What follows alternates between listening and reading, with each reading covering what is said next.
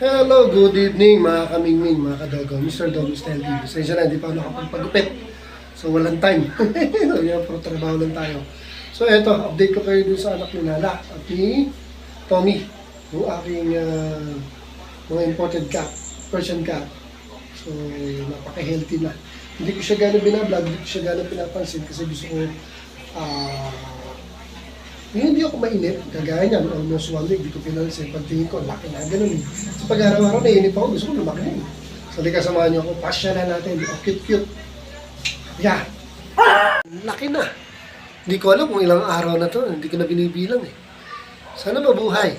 Kasi may history tong mag-asawa nito, hindi nabubuhay ng anak. Pero sa tingin ko, nag-iisa lang to, mabuhay. Sana.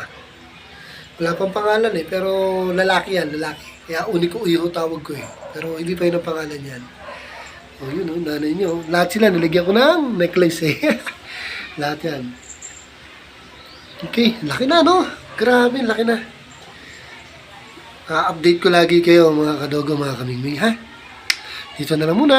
Thank you.